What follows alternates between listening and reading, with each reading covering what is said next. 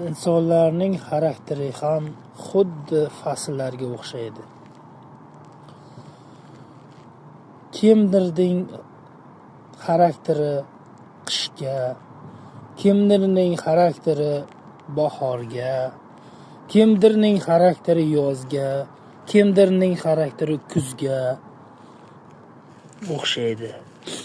Nimagaki man va mendan boshqa insonlar ham shularni va ko'rib o'tyapti deb o'ylayman. Chunki hayotimiz misoli, masalan, jahldor odamni ko'rsak, bir martaga ko'nimizdan xiralik o'tadi. Chunki u inson xuddi qishga o'xshab beshafqat, sovuqligini sochib turadi.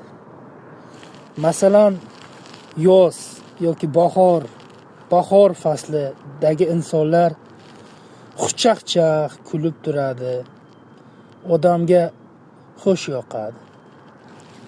Masalan, yozga o'xshagan insonlar yozda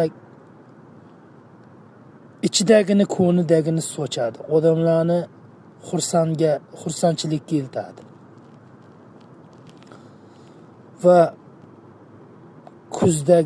kuz fasliga o'xshagan insonlarni misoldan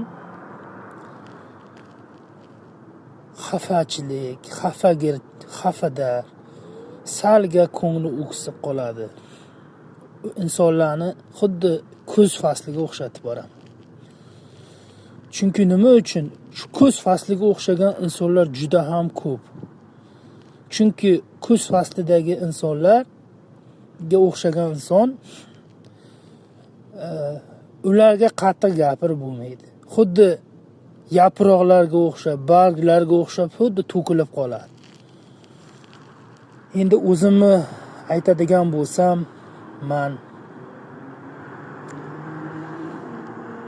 bahorga o'xshayman.